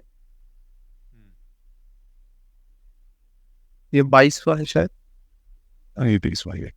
हाँ, 23 पे में भैया बता रहे हैं कि यहाँ पे आप जो भी कर लो, अगर ब्रह्म चाहे तभी आप उन्हें पा सकते हैं। ऐसा ही लिखा है ना शॉर्ट में। तो इतना सब कुछ क्यों करूं मैं? हाँ, ये लिखा हुआ है कि यह परब्रह्म परमात्मा प्रवचन से, ना ही बुद्धि से और ना ही बहुत सुनने से प्राप्त हो सकता है। जिसको यह स्वीकार कर लेता है, तो ये जिसको चाहता है ये तो निर्गुण था उसके ना। द्वारा ही प्राप्त किया जा सकता है। 2 मिनट पहले ये निर्गुण था ना। ये कैसी बात हुई? ये चाहते भी है। हाँ, अब यह परमात्मा उसके लिए मैं- अपने यथार्थ स्वरूप को प्रकट कर देता है। मतलब ये तो परमात्मा के ऊपर डिपेंड हो गया। मतलब आप कुछ भी कर लो, आप पूरी चप्पलें घिस दो, तो कोई मतलब नहीं है। वो मैटर वो ये है कि परमात्मा की इच्छा होनी चाहिए। परमात्मा कहेगा चलो उसके सामने मेरे को प्रकट करना है या नहीं करना है। परमात्मा प्रकट करना चाहेगा तो प्रकट करेगा, वरना आप जूते घिसते रह जाओ, जन्मांतर तक भटकते रहो, वो नहीं प्रकट होने वाला। ये पता है इसके करने का रीजन क्या होता है? इसका करने का रीजन ये है कि भाई आपने पूरे चेले वेले जमा कर लिए, अब आपके आसपास है, अब वो सब आप उनको ब्रह्म विद्या सिखा रहे हो। चेला कहेगा कि भैया हो गया गुरुजी, 10 साल हो गए मेरे को आसन लगाते लगाते, ब्रह्म विद्या मिलेगी कब? बेटा देख ऐसा है कि इसमें तो जन्म जन्मांतर लगते हैं, और उसके बाद भी डिपेंड करता है कि परमात्मा की इच्छा पे। परमात्मा जब खुश हो जाएगा तो प्रकट कर देगा तेरे सामने। तो बेसिकली ये गुरुजी जो है वो पतली गली से निकलने का अपना रास्ता बना रहा है। कल को आगे जो मेरा चेला है मेरा कॉलर ना पकड़े कि अबे तुमने मेरी जिंदगी ही इतनी नष्ट कर दी, मैं आसन लगाता रह गया, अब ब्रह्म मेरे को मिला नहीं। कॉलर मैं बस वो तस्वीर इमेजिन कर पा रहा हूँ कि किसी का कॉलर पकड़ नहीं, तस्वीर बहुत ही भद्दी दिखेगी। नहीं, ये जो श्लोक है सबसे मुझे बुरा इसलिए लगा कि इतने पद्धतियाँ फिर यमराज क्यों बता रहे हैं? अगर ब्रह्म पे ही निर्भर है, और ब्रह्म तो निर्गुण थे ना, अभी अभी तक जितना भी हमने पढ़ा कि वो कुछ नहीं है। जो जो कुछ नहीं है उस उनका उनकी इच्छा क्यों होगी? क्योंकि हम मनुष्य हैं, हमें जीना है और वंश विस्तार करना है, तो हमारी इच्छा है, उसके अकॉर्डिंग हम सिद्धांत लेते हैं कि ये ठीक है, ये समाज के लिए ठीक है, वरना समाज खत्म हो जाएगा। तो उनको क्या पड़ी है किसी को लेना या ना लेना? वही बात है। जी जी। 23 मिनट के बाद अब बहुत ही कम बचे हैं। इसके बाद और भी खतरनाक खतरनाक चीज है कि आप अगर बलि 3 के पहले श्लोक में अगर आए, मैंने इसीलिए कहा था कि पहले पहले तो ठीक ठाक चल रहा था कि कर्म कांड वगैरह, उसके बाद ये मतलब बाप रे बाप। अच्छा ये देखो, अब ये वाला ये 25वां भी देखो एक बार। हाँ, इसमें तो बिल्कुल ही मतलब गुरु जी ने अपना बिल्कुल पूरा रास्ता पक्का कर लिया है कि मेरे ऊपर कोई मैं नहीं पीटूंगा। विपत्ति मेरे मैं ना पिटूं। अब यहाँ पर ये कह रहे हैं कि जिस परमेश्वर के ब्राह्मण और क्षत्रिय ये दोनों ही अर्थात संपूर्ण प्राणी मात्र भोजन बन जाते हैं, यानी सबका संहार करने वाली मृत्यु भी जिसका को नहीं छोड़ती, वह परमेश्वर जहां जैसा है ये ठीक ठीक कौन जानता है। मतलब गुरुजी ने कहा भैया ये जो ब्रह्म जो है, जिसका ब्राह्मण और क्षत्रिय जैसे मतलब जो ऐसे जो ऊंची जो जातियां हैं वो भी उनका भोजन बन जाती हैं, उस परमात्मा, वो परमात्मा कहाँ है और कैसा है ये ठीक ठीक कौन जानता है। मतलब उसने अपने हाथ खड़े कर दिए कि भाई ठीक ठीक कौन जाता है ये नहीं पता भाई मेरे को। तो अभी तक प्रवचन किस बारे में चल रहा था? वही तो समझ ये प्रवचन इतना लंबा चला क्यों? पहले ही बोल देता मेरे को पता नहीं भाई। अच्छा है, इन्होंने शायद नाट्य शास्त्र पढ़ रखा है कि शून्य को भी ऐसे ऐसे हम दिखाएंगे, वीर रस में दिखाएंगे, कमल रस में दिखाएंगे। ये भी खतरनाक चीज है। हाँ, गुरुजी ने पतली गली तो अब पहले से ही बना ली है। हाँ हाँ। ओके, अगला कौन सा बता रहे थे? हाँ हाँ, वो अध्याय 1 की बलि 3 की पहला श्लोक, 3 का पहला श्लोक। और हाँ, गिने चुने कुछ बाकी हैं, इसके बाद और बस 5 बाकी हैं। यहाँ पर अगर देखेंगे कि जो वनली तीन के पहला श्लोक जो है, मुझे जितना मैंने जितना लिखा है कि यहाँ पे मार्केटिंग चरम पे है। अब ये इथोस का इस्तेमाल कर रहे हैं कि ग्रीक से हमें 3 तरीके उन्होंने बताए थे कि इथोस, लोगोस और पैथोस, कि अथॉरिटी का कहना या फिर लोग कर रहे हैं आप कर लीजिए, लॉजिक है इसलिए कर लीजिए। लोगोस और पैथोस मतलब कि देश प्रेम, देश का नमक, नमक में जहर हो फिर भी। अब ये इथोस का इस्तेमाल ऐसा कर रहे हैं कि ये कह रहे हैं कि, और मैं भी थोड़ा पढ़ देता हूँ पहले, मैंने वो फिर शॉर्ट से लिखा था। ये कह रहे हैं कि जो ज्ञानी पुरुष है, जो यज्ञादि जिन्होंने किया है, कर्म अनुष्ठान किया है, आस्तिक बुद्धि जिनके पास है, मैं थोड़ा हिंदी यहाँ पे ज्यादा अच्छी संस्कृत लिखी हुई है, पर गृहीगण जो है उन्होंने सबने ये स्वीकार कर लिया है कि मनुष्य शरीर बहुत ही दुर्लभ है। हाँ, इसकी व्याख्या में लिखी, यहाँ पे क्या लिखा गया है? फर्स्ट में तो ये वाला नहीं आ रहा है, तो व्याख्या में बड़ा लिखा है बहुत। इसको ना यहाँ से मैं पढ़ता हूँ, ये समझने वाली चीज है। ये पहला है या दूसरा है? पहला है। यहाँ से थर्ड से पढ़ता हूँ। आप जब तक देख लेना कहाँ आप जो बता रहे हो कहाँ पर है। ये थोड़ा समझने वाला है। यहाँ पर जीवात्मा का जो स्वरूप है ना उसको समझाया गया है। यहाँ पर कहते हैं, हे नचिकेता, तुम जीवात्मा को रथ का स्वामी यानी उसमें बैठकर चलने वाला समझो, और शरीर को ही रथ समझो, तथा बुद्धि को सारथी रथ को चलाने वाला समझो, और मन को ही लगाम समझो। यहाँ जीवात्मा का देखिए बड़ा स्पष्ट वर्णन है। हाँ हाँ, गीता में भी ये है, ये बड़ा बहुत अच्छा है। अच्छी एक तुलना है। और यहाँ पर कह रहे हैं ज्ञानी जन इंद्रियों को घोड़े बताते हैं, विषयों को उन घोड़ों के विचरने का मार्ग बताते हैं, और शरीर, इंद्रिय और मन, इन सबके साथ रहने वाला जीवात्मा ही भोगता है। जीवात्मा यहाँ पर भोगता है, यानी जो कंज्यूमर है, जो भोग करने वाला है।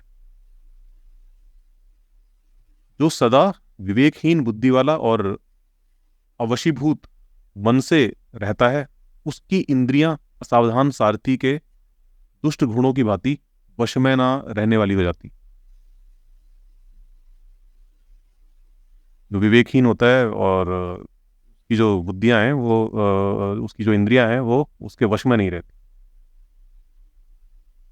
ये कंसेप्ट मुझे भी बहुत अच्छा लगता है कि इंद्रियों को घोड़ों के साथ तुलना करना, कि इंद्रियों का वो छोड़ दे तो मनुष्य कुछ भी करेगा।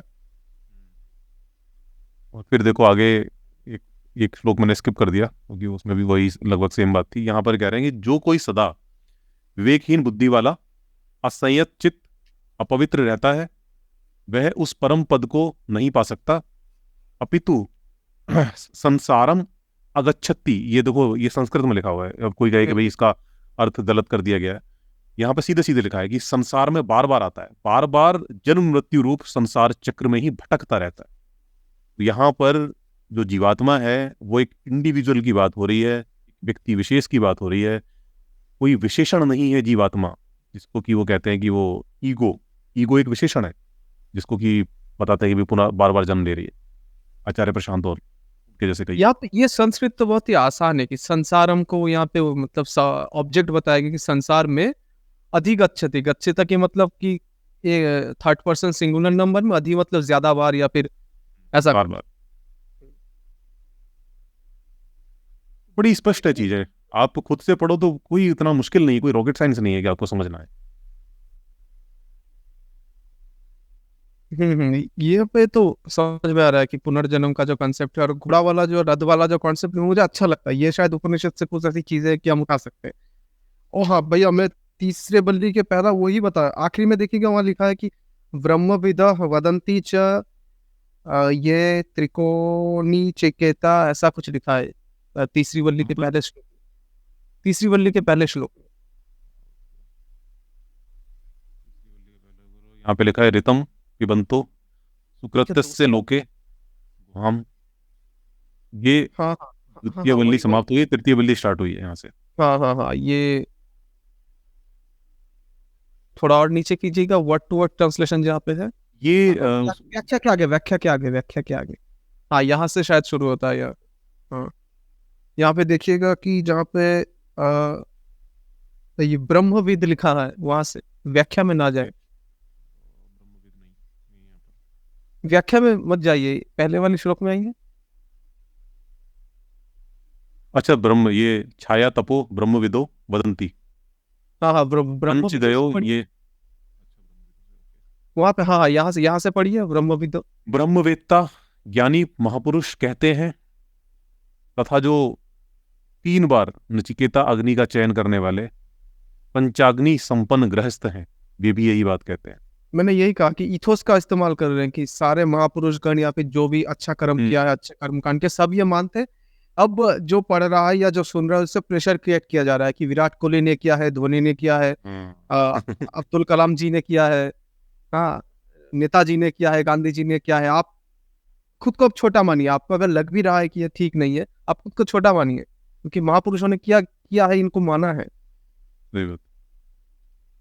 हाँ, यही दिखाना चाहता था यहाँ पे। ये ऑथेंटिसिटी क्रिएट कर रहे हैं इस चीज के, ताकि हाँ। लोगों को लगे कि हाँ भी प्रमाणिक बात है।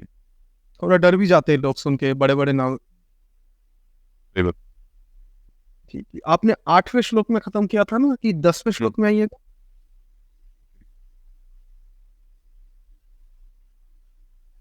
10वें पे मैं आपसे पूछना चाहूंगा, यहाँ पे नेगेटिवली बताया गया है कि पॉजिटिवली? कि यहाँ पे कहा जा रहा है कि मैंने छोटे में लिखा है कि इंद्रियों को बंद करके खुद के अंदर देखना है, उसके बाद ये मिलता है। मतलब एकदम शॉर्ट में, अगर आप, यहाँ पे छोटा ही श्लोक है। यहाँ पर लिखा हुआ है कि क्योंकि इंद्रियों से शब्द आदि विषय बलवान है, मतलब जो विषय भोग हैं वो इंद्रियों से ज़्यादा बलवान है, और शब्दादि विषयों से मन प्रबल है। तू मन, और मन से भी बुद्धि ज़्यादा बलवान है, और बुद्धि से महान आत्मा है, क्योंकि वो उन सबकी स्वामी है, अत्यंत श्रेष्ठ और बलवान है। मैं तो ये लिखा हुआ है। यहाँ पे नंबरिंग गलत की गई है, यहाँ पे 10 लिखा हुआ है, मैंने इसलिए 10 लिख दिया। 13वां 13वां, यहाँ यहीं पे 10 लिखा है, इसके बाद में 14वां लिखा है, किताब में ही 10 लिखा हुआ है यहाँ। हाँ, ये 13वां है। इसमें लिखा है कि बुद्धिमान साधक को चाहिए कि वो पहले वाक आदि समस्त इंद्रियों को मन में निरुद्ध करे, मतलब जितनी वो इंद्रियां हैं उन सबको ब्लॉक करे। उस मन को ज्ञान रूपी बुद्धि में विलीन करे। जो मन है उसको ज्ञान रूप बुद्धि में विलीन करना है। ज्ञान रूप बुद्धि को महान आत्मा में विलीन करे। उसको शांत स्वरूप परम पुरुष परमात्मा में विलीन करे। तो बेसिकली जो जो इंद्रियां हैं उनको एक तरह से कहें कि बिल्कुल उनको एकदम ब्लॉक करने की, उनसे किसी तरह से प्रभावित ना होने की यहाँ पर बात करी जा रही है। जो मन है, मन को ज्ञान स्वरूप बुद्धि में, जो मन है जो इधर उधर चंचल है, भटक रहा है, उसको ज्ञान में विलीन करना है, मतलब उसको ज्ञान की तरफ लेके जाना है। और ज्ञान स्वरूप जो बुद्धि है उसको महान आत्मा में विलीन करना है। यहाँ पे अगर भैया अगर वर्तमान के जो टर्म्स है उनमें बताने की कोशिश करें तो मन शायद लिम्बिक सिस्टम हो जाएगा। हाँ, मन मतलब एक हो गया हमारा कि अ, जो हमारे जो जो कहें कि जो इच्छाएं वगैरह होती रहती है ना, मन में उठती रहती है कि ये करूं वो करूं, ये जो मन है जो चंचल है, अलग अलग तरह के जो जो वर्ल्डली थिंग्स हैं उनकी तरफ भागता रहता है। ये उसको क्या करना है कि ज्ञान में लगाना है। उसको जो इधर उधर चंचल भाग रहा है ना, इधर उधर मन, उसको ज्ञान में लगाना है। और ज्ञान का मतलब हम चेतन दिमाग कह सकते हैं कि जो कॉर्टेक्स है, जो ठीक ठाक सोच रहा है। हाँ, जो सही सोचता है, जो एक तरह एक कहें कि एक जो रैशनल माइंड है हमारा, रैशनल, हाँ, जो प्रीफ्रंटल कॉर्टेक्स है उसकी तरफ हमें जो है लेके जाना है। जो हमारा जो जो पेराइटल लोब है, जो हमारा पुराना जो दिमाग है, उसको हमें, प्रीफ्रंटल कॉर्टेक्स है उसको, मतलब एक तरह से कहें कि हमारा इंद्रियों पर नियंत्रण होना चाहिए। हम जो भी कर रहे हैं ना, जो काम कर रहे हैं, जो जैसे मान लीजिए कि मेरा मन कर रहा है कि भाई मैं अभी जाके कुछ ऐसा कोई फास्ट फूड खा लूँ, कोई फास्ट फूड खाने का मन कर रहा है। अब जो हमारा जो कहीं की जो एक रैशनल माइंड है, वो रैशनल माइंड कहेगा यार यार नहीं खाना है, क्योंकि वो खाओगे तो वो तुम्हारे बॉडी को नुकसान करेगा। ये एक तरह से इंद्रियों पर लगाम लगाना हुआ है कि अंदर से इच्छा तो हो रही है कि वो ऐसा कुछ स्वादिष्ट खाया जाए, फास्ट फूड, कि बहुत सारी शुगर है, बहुत सारा ऑयल है, ऐसा कुछ खाने का मन कर रहा है। लेकिन जो एक समझदारी वाली जो मन है उसने उस पर लगाम लगाई कि नहीं, वो नहीं, मत खाओ, उनको नुकसान करे। ये इस तरह से है कि विषय भोगों की तरफ मन भाग रहा है, लेकिन उसको कंट्रोल कर रहे हैं हम कि नहीं, वो उन चीज़ों में हमारा नुकसान होगा, हम किसी समझदारी वाली जगह पर इसको इन्वेस्ट करें। अब यहाँ पे अगर कोई भैया ये कहे कि इंद्रियों को बंद अगर कर दे तो जो दुख में है, पीड़ा है, उसे कैसे देखे? मन को पूरा शट डाउन करे, बुद्धि में चले जाए, तो अगर उसकी सहायता करने का जो भाव भैया अंदर अंदर में आए उसे भी बंद कर दे।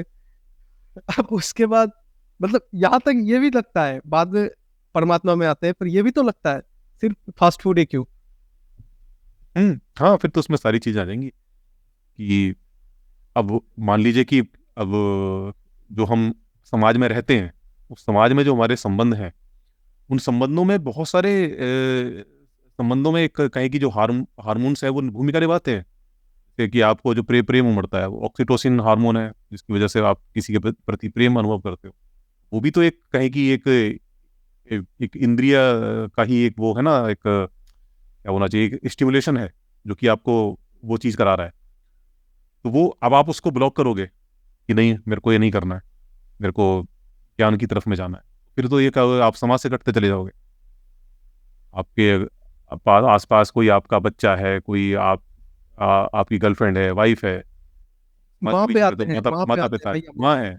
वहां पे आते हैं तो कोई कुछ नहीं कह पाएगा, देखिएगा कमेंट्स में। हाँ, दो जो परिवार के प्रति भी आप जो प्यार वगैरह महसूस करते हो, वो भी आपकी इंद्रियों की वजह से तो हो रहा है।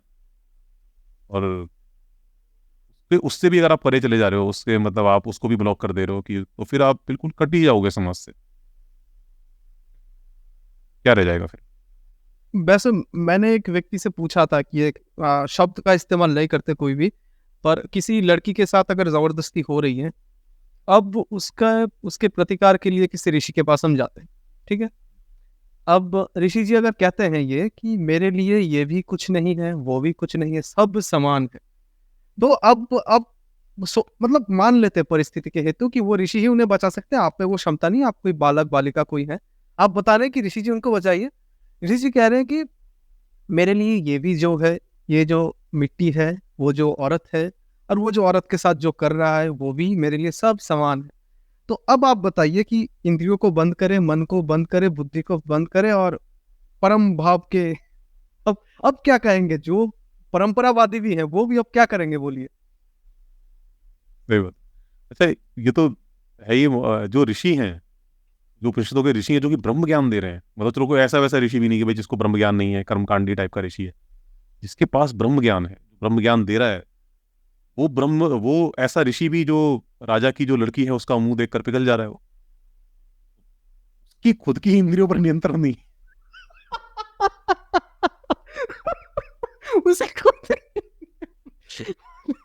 मतलब उसके खुद के इंद्रियों पे नियंत्रण नहीं है। हमें ज्ञान वो ब्रह्म ज्ञान दे रहा है। ये कुछ ज्यादा हो गया मतलब जो राजा की बेटी को देख के खुद आउट ऑफ कंट्रोल हो रहा है। अरे बाप रे! ये तो जोक ऑफ द ईयर हो भाई, वो खुद राजा की बेटी के पीछे है, हमें ज्ञान दे रहा है कि ये मत देखो, वो मत। ये तो ज्यादा ही हो गया। चलिए यहाँ पे तो एक चीज है, 15वें श्लोक पे आइएगा। नहीं सच में मुझे इतनी हंसी आ रही है इस चीज पे कि जैसे आपने अचानक से कहा ना, हंसी ज्यादा आती है क्योंकि अचानक कि वो खुद उस उन्हें फिर से स्कूल भेजते हैं, उनकी ट्रेनिंग खत्म नहीं हुई है। ठीक है भैया, अब 15वें श्लोक में जो बात हम बार बार कहते हैं कि जो इंद्रियातीत है, पंचेंद्रियातीत है, जो परम ब्रह्म की बात करिए कि वो इंद्रिया जो 5 इंद्रिया है उसके अतीत है, उससे भी परे है। तो उसकी बात हम कर क्यों रहे हैं? ये ऋषि भी किस चीज की बात कर रहे हैं, ये यमराज भी किस चीज की बात कर रहे हैं? ये कह रहे हैं यहाँ पर, जो शब्द रहित, स्पर्श रहित, रूप रहित, रस रहित, बिना गंध वाला है, तथा जो अविनाशी, अनादि, अनंत, महान आत्मा से श्रेष्ठ, सर्वथा सत्य व तत्व है, उस परमात्मा को जानकर मनुष्य मृत्यु के मुख से सदा के लिए छूट जाता है। अब इसमें बता रहे हैं कि मतलब किसी भी बेसिकली कहने का मतलब ये है कि जो शब्द रहित है, जिसको कि आप शब्दों से डिफाइन नहीं कर सकते, स्पर्श रहित है, जिसको कि आप छू नहीं सकते, जिसका कि कोई आकार नहीं है, कोई रूप नहीं है, कोई शेप नहीं है, जो रस रहित है, जिसको कि मतलब आप टेस्ट नहीं कर सकते, जो बिना गंध वाला है, जिसकी कोई स्मेल नहीं है, जो अविनाशी है, जिसका कि नाश नहीं होता, और जो कि अनादि है, जो कि सदा से चला आ रहा है। मतलब ये एक चीज को स्थापित करें, मतलब कह रहे हैं कि आपकी जो इंद्रियां हैं ना, उनसे तो आप जान ही नहीं सकते। ये इन्होंने कर दिया। अब ये, और यहाँ पर तो इतनी बात है, कई जगह ये भी आता है कि बुद्धि नहीं पहुंचती उस तक ज्ञान नहीं पहुंचता, उस तक कुछ पहुंचता ही नहीं है। तो ये मतलब एक ऐसी चीज है, एक हवा, ऐसी हवाई चीज है जिसको कि किसी भी तरह से आप जान ही नहीं सकते, लेकिन फिर वो है भी। उस पर उसके लिए इन्होंने इतने शास्त्र रच रखे हैं कि उसको उसके ज्ञान के लिए जो है इतना कहें कि वो एक वो खड़ा किया जा रहा है कि मतलब ये पता नहीं कितना वैल्यूबल ज्ञान है उसको जान लेना, लेकिन वो आप किसी तरह से जान भी नहीं सकते उसको। ये बड़ी मतलब अजीबोगरीब चीज है। अब शायद ये आलम्बन है इनका, और जो मतलब मूल चीज जो ये करना चाहते हैं कि अपनी रोजी रोटी पकाना चाहते हैं। क्योंकि जब देखिएगा कि आप जब इनका धंधा चौपट करने मतलब इनको इनका पर्दाफाश करते हैं, तो बात आ जाती है इनकी रोटी पे, तब ये भड़क जाते हैं। क्योंकि कोई भी पशु भड़केगा कि आप उसकी रोटी छीन लेंगे, तो कोई भी पशु भड़केगा। तो लगता है मुझे कि ये सब आलम्बन है इसके जो इसे आलम्बन बना के इन्होंने जो ये क्या कहते हैं कि जैसे कोई भी आप देख लीजिए कि सब एक होते हैं किसी भी कारण के लिए, कि बहुत लोग एक होते हैं, वो सोशलाइज करते हैं अपने बीच, तो वो एक अच्छी चीज़ है, लोगों को अच्छा भी लगता है। पर आप तर्क से अगर इनकी रोटी छीन लेते तो ये भड़केंगे ही शायद मुझे। और ये सब बस एक आलम्बन सी चीज़ है कि जो जैसे मूर्ति होती है, मूर्ति का ऐसा कोई तत्व नहीं होता, बस ध्यान केंद्रित करने के लिए होता है, बाकी तो चलता रहता है। तो बस वही है कि ये लोग एक ऐसी चीज को स्थापित करने की कोशिश कर रहे हैं कि है ही नहीं। अब जब है ही नहीं, जाहिर सी बात है उसको आप किसी तरह से जान ही नहीं सकते। भाई कोई चीज जिसको कि किसी तरह से जाना ही नहीं जा सकता, उसके होने ना होने का कैसे पता करोगे आप? आपने कैसे तय कर लिया कि वो है? तय किया उन्होंने कैसे जाना, ये भी बता दीजिए हाँ, मुझे। सही बात है। और वो कहेंगे कि उपनिषद पढ़ के जाने, भाई उपनिषद तो कह रहा है उसे नहीं जाना जा सकता। ये तो क्लियर कह रहा है कि जान ही नहीं सकते आप उसको कैसे भी। तो ये कह रहे हैं कि मैं मुंह से नहीं बोलूंगा, उपनिषद में जाकर पढ़ लीजिए कि नहीं जाना जा सकता। ये हो सकता है।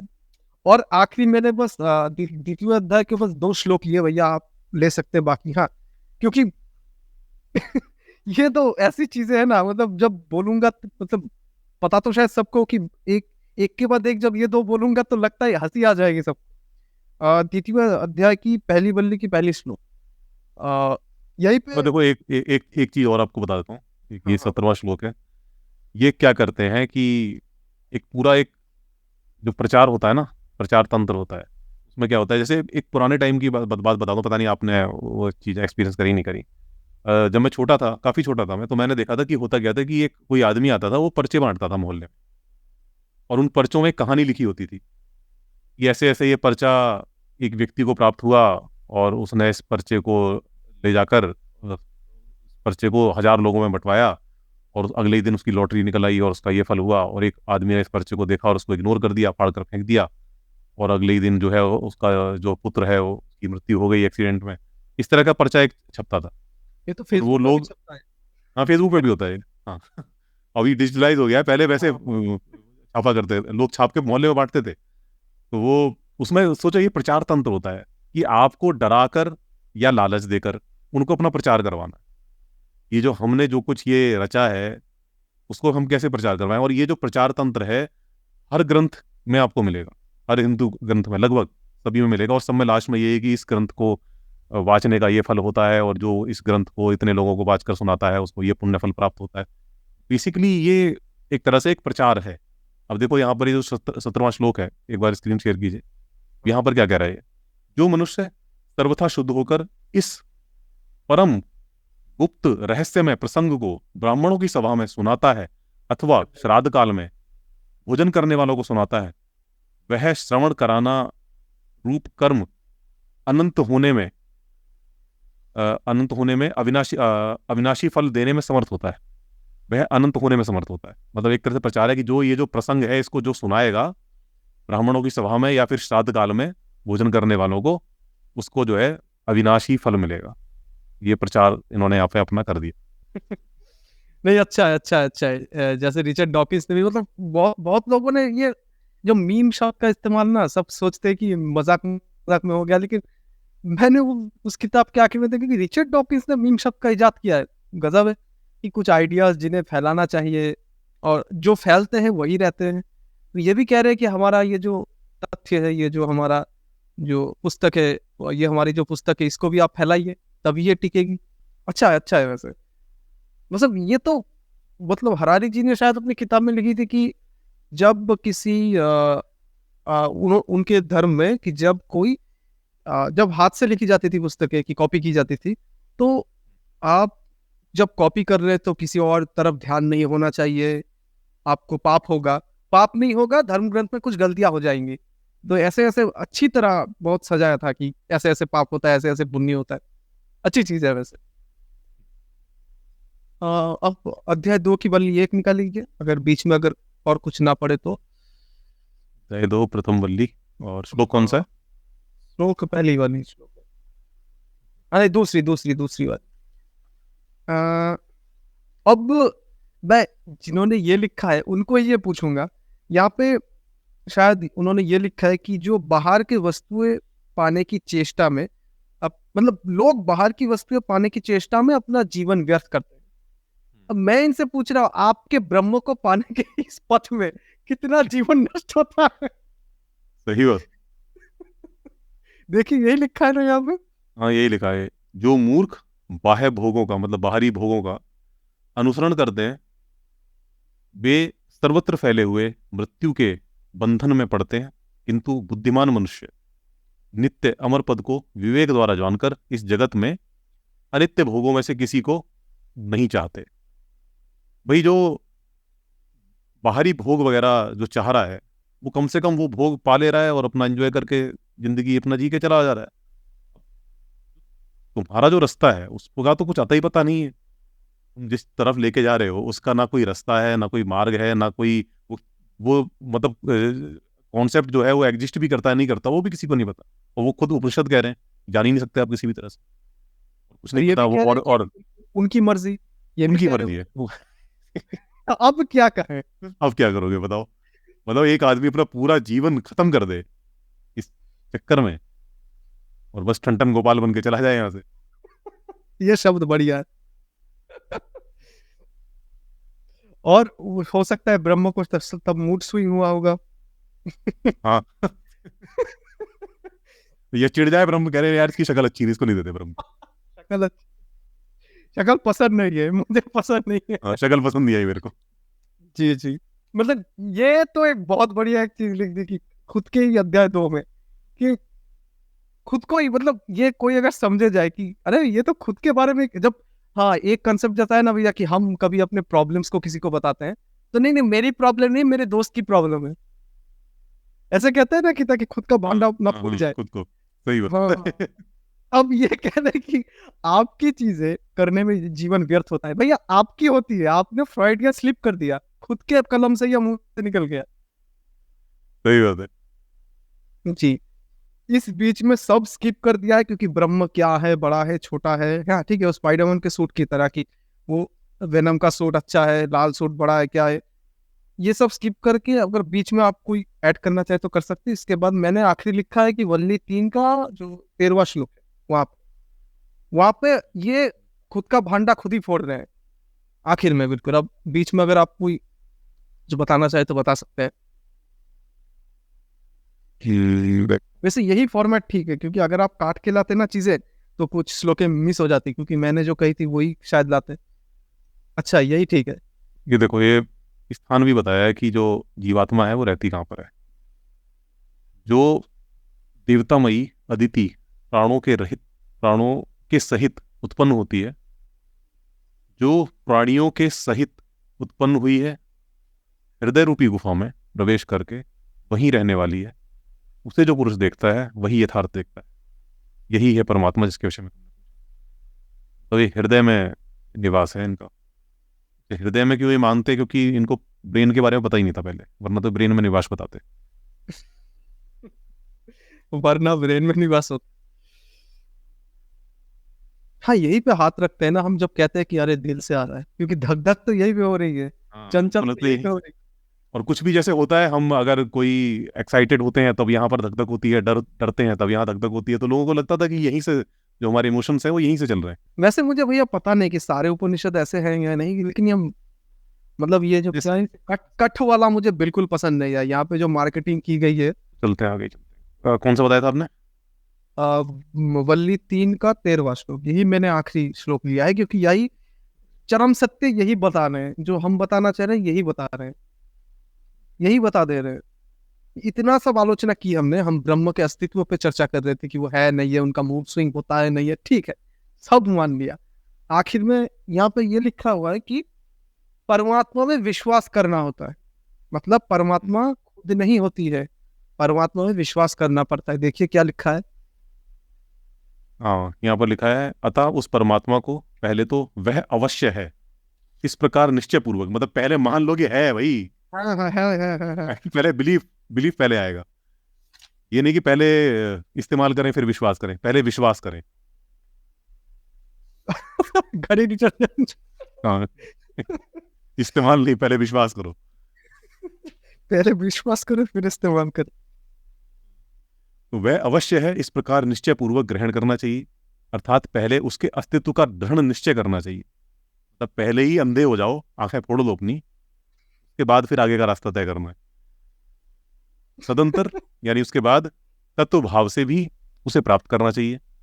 इन दोनों प्रकारों से वह अवश्य है इस प्रकार निश्चय पूर्वक परमात्मा की सत्ता को स्वीकार करने वाले साधक के लिए परमात्मा का तात्विक स्वरूप अपने आप हृदय में प्रत्यक्ष हो जाता है। तभी तो वही बात है कि भाई आप किसी कॉन्सेप्ट को बिल्कुल ब्लाइंडली अगर आप फॉलो करने लगोगे और उसमें पूरी अपना आपको लगेगा कि हाँ ऐसा ही है ही है ही, तो कभी ना कभी हमारा ब्रेन है कुछ ना कुछ ऐसे आपको अनुभव करा देगा और आप उसी को सोचोगे हाँ, सपने में भी तो दिखाते हैं ना वही चीजें दिखने में दिख जाता है। हाँ, सपने का जो चीज है ना भैया, मैंने वो मैथ्यू वॉकर की वो किताब है वाई वी स्लीप पूरी पढ़ी है। तो वहाँ पे मैथ्यू वॉकर आखिर में मतलब मुझे भी लगता था कि ये सपने में क्या होता है। रामानुज जैसे कहते थे कि मुझे सपनों में इक्वेशंस के सॉल्यूशंस मिल जाते थे, तो मैंने कहा, कुछ तो होगा। फिर पुराने दिनों में लोग अपने पुरखों को सपने में देखते थे, तो कुछ तो मतलब ये सपने से बहुत झोल होता आ रहा है प्राचीन काल से ही। तो मैथ्यू वॉकर ने बहुत अच्छे तरह से दिखाया कि सपने में जैसे कि सोच लीजिए कि एक लॉजिकल चेन होती है। आप फुटबॉल सुनेंगे तो बार्सिलोना आएगा, बार्सिलोना सुनेंगे तो मेसी आएगा, मेसी सुनेंगे तो मनुष्य आएगा, मनुष्य सुनेंगे तो क्रिकेट भी आ सकता है। ठीक है, तो वहां क्या होता है कि जो आरईएम स्लीप है, रैपिड आई मूवमेंट स्लीप, वहां पे चीजें आपकी वही है, सारे जो तत्व आपके दिमाग में वो है, पर लॉजिकल चेन ब्रेक हो जाता है। अब मेसी है, सब वहां पे तैर रहा है, कुछ भी कुछ से जुड़ रहा है। तब आप देख सकते हैं कि आप सपने में देख सकते हैं कि मेसी रियल मैड्रिड में क्रिकेट खेल रहा है, देख सकते हैं कि वो तथ्य आपके हैं। तो पुरखे अगर अपने पिता के बारे में, अपने दादाजी के बारे में इतना सोचेंगे तो वो तो सपने में आएंगे। कोई अब जैसे बता भी रहे हैं कि वो अंगूठे के स्वरूप का है, आपके हृदय में है, ज्योति स्वरूप है, ऐसा है वैसा है। वैसे बताते हैं कि ये भी कह रहे हैं साथ के साथ कि उसका कोई रूप नहीं है, गंध नहीं है, वो नहीं है, फिर साथ के साथ ये भी बताते हैं कि वो ज्योति स्वरूप है, ऐसा है वैसा है। और ऐसा ही कोई अनुभव कर लिया उसने, उसने देखा कि कहीं उसे ज्योति सपने में था और कहीं कोई ज्योति वगैरह दिख गई, कोई रोशनी दिख गई उसको। हाँ, वो हो गया मेरे को सच। जी, मतलब यहाँ पे तो श्लोकों का हमने कर लिया। बस आखिर में एक चीज में मैंने जितना समझा कठोपनिषद, मैं एक बार छोटे में बताने की कोशिश करूंगा, आप भी बताइएगा इसके बाद, कि यहाँ पे एक चीज की मार्केटिंग की जा रही है। कहानी जो भी है, नचिकेता की हो, जो भी हो, पहले तो इथोस का इस्तेमाल किया कि महान पुरुषों ने किया है तो आप कर लीजिए। फिर ये बता रहे हैं कि ये जो तत्व है, इसे जान के ही आपका जीवन मतलब सार्थक है, वरना व्यर्थ है। ये भी एक चीज बता रहे हैं। जो इस लोक की जो चीजें हैं उनको प्राप्त करने के पीछे आप ना जाइए, आप हमारे दुकान में आइए, हमारा पोषण कीजिए। तो और आखिर में ये भी बता रहे इनका मूड स्विंग भी होता है, आप सब कर लीजिए, फिर ब्रह्म आपको ना भी स्वीकार कर सकते हैं। और आखिर में तो ये भी भांडा खुद का फोड़ रहे हैं कि वो अपने ठन ठन गोपाल बोला ना, इन्होंने हथौड़े से गोपाल का पेट फाड़ दिया। गोपाल के पेट फाड़ दिया कि ये कह रहे हैं आखिर में कि ब्रह्म के ऊपर विश्वास होना चाहिए, फिर वो है।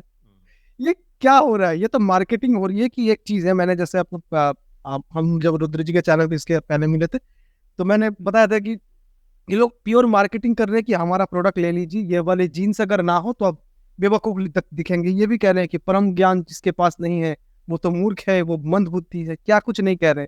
वो ये इस आपने कहा जैसे शुकर और जो कुकर है उनकी योनियों से वो पैदा होंगे। तो सब मार्केटिंग का है। जैसे जीन्स की एक मार्केटिंग, ये घड़ी की मार्केटिंग होती है। घड़ी आप 10,000 15,000 है कि ले लीजिए, ये यही तो दिखा दे रहे। 10,000 15,000 इसीलिए बताया कि इन्होंने ही की तुलना की थी एक श्लोक में कि ये सहस्त्र आयु ले लो, पुत्र ले लो, पोते ले लो, ना मतलब स्त्रियां ले लो, धन हाथी घोड़े सब ले लो, उसके समान है। तो ये तो पूरा मार्केटिंग एक टेक्निक मुझे लग रहा है। कठोपनिषद, बाकी उपनिषद हम आगे भी चर्चा करेंगे। आप बताइए भैया। बिल्कुल वही है। लोग कहते हैं कि उपनिषद को इसलिए पढ़ना चाहिए क्योंकि इससे अहंकार का नाश होता है। मुझे लगता है कि उपनिषदों में जितना अहंकार है उतना अहंकार है ही नहीं कहीं। और ये अहंकार ऐसा है कि एक आदमी जो कि मान लीजिए कि बहुत अच्छी आर्थिक स्थिति पे नहीं है, और होता ही ऐसा है, मैंने देखा है अक्सर कई बार, जैसे आदमी है कोई और आर्थिक स्थिति अच्छी नहीं है उसकी, अब वो कोई ऐसा रास्ता ढूंढता है जिसकी वजह से वो जो अहंकार जो है ना उसको किसी तरह से वो समझा सके, मतलब कि भाई अपने दिल को समझा ले कि ठीक है, मेरी भी जो मैं भी जो कर रहा हूँ ना, मैं कुछ बहुत अलग हटके कर रहा हूँ, जो मैं कर रहा हूँ वो बहुत ज़्यादा वैल्यूबल है, और बाकी जो लोग हैं, ये लोग जो फालतू में पैसे के पीछे पड़े हुए हैं, ये तो मूर्ख लोग। और ये अहंकार उपनिषद को पढ़ के आता है। आप देखो बहुत सारे जो लोग हैं, और इसीलिए मैं कहता हूँ कि जो हमारे देश का जो यूथ है, स्टूडेंट्स हैं, वो एक ऐसी स्थिति पे होते हैं एक टाइम पर कि कॉलेज की पढ़ाई वढ़ाई पूरी हो गई है, अब जॉब वॉब सर्च कर रहे हैं, कुछ कर रहे हैं, अभी फिलहाल कुछ जॉब लगी नहीं है, घर में है, खाली है, तीनों टाइम की रोटी घर में तोड़ी जा रही है, करने को कुछ है नहीं। अब समस्या आती है कि अब देख रहे हैं कि जो दोस्त हैं, उन दोस्तों की नौकरी लगती जा रही है। पड़ोस में जो शर्मा जी थे, उनके बेटे की कहीं नौकरी लग गई और बहुत अच्छा पैकेज मिल गया, उनके घर से मिठाई आ गई, घर में ताने सुनने को मिल रहे हैं। उसके अंदर एक हीन भावना आती है, यार लगता है मैं ही सबसे खच्चड़ हूँ, मतलब सब लोगों का कुछ ना कुछ होता जा रहा है, मेरा कुछ नहीं हो रहा। अब उस समय कोई वीडियो देखता है, वीडियो में कोई आचार्य जी हैं, वो बता रहे हैं कि ये जो संसारिक जो चीज़ें हैं, इनके पीछे जो लोग भाग रहे हैं, वो तो एक रैट रेस में लगे हुए हैं, और ये तो कोई अच्छा मार्ग नहीं है। अच्छा मार्ग तो ये है कि आप आत्म तत्व को जानो, आप अपने आप को जानो, अध्यात्म जो है वो एक बेहतर रास्ता है, आप कुछ अच्छा करो, कुछ ऊंचा लक्ष्य आपका होना चाहिए। हाँ, तो वो फिर वहां पर से अपना अहंकार का पोषण करने का रास्ता ढूंढता है कि अच्छा, अब मैं क्या करता हूँ, आचार्य जी ने बताया कि मैं ये करना चाहिए, अच्छा मैं वीगन बन जाता हूँ, अच्छा मैं जो है, अब मैं सांसारिक जो जो पदार्थ हैं, ये जो वो पदार्थ हैं, इनसे मैं वो नहीं हो रहा हूँ, मैं उसका जो बाजारवाद है, बाजारवाद के खिलाफ हो गया हूँ, बाजारवाद का समर्थन नहीं करता। ये सारी चीजें एक तरह से आप अपने आप को समझा रहे हो, ये एक तरह से अहंकार ही है आपका, कि आपकी जो स्थिति है उसको स्वीकारने के बजाय या उसको बेहतर करने के बजाय आपने एक रास्ता ढूंढ लिया, एक एस्केप ढूंढ लिया कि कैसे मैं खुद को संतुष्ट करूं, कैसे मैं खुद को समझाऊं कि भाई मैं दूसरों से बेहतर हूं। ये रास्ता आपको उपनिषद उपलब्ध करा देता और शायद ऐसे ही किसी व्यक्ति ने उपनिषद की रचना भी की, शायद कठोपनिषद की, जो सांसारिक जीवन में थोड़ा व्यस्त रहे होंगे शायद। चलिए भैया, ये सीरीज कंटिन्यू करेंगे, बाकी उपनिषदों पे भी चर्चा करेंगे। एक सवाल कमेंट्स में आप जवाब जरूर दीजिएगा कि एक सवाल जैसे कि कहा कि हमने, आप ऑब्जेक्टिवली कैसे दो चीजों को तोलते हैं कि कोई कुछ पी के पड़ा हुआ है वो भी धुंध है, कोई जो साधना कर रहा है वो भी धुंध है, दोनों ही सांसारिक जगत से दोनों का कोई मिलना, आप कैसे तोलते हैं? और अब जो उत्तर लिखेंगे क्या वो बायोलॉजिकल है या नहीं, ये एक सवाल कमेंट्स में जरूर जवाब दीजिएगा। और भैया बहुत बहुत शुक्रिया एक बार फिर इतना समय देने के लिए। Thank you. जी, तो अभी का एपिसोड यही खत्म करते हैं, मिलते हैं एपिसोड 2 में इसका।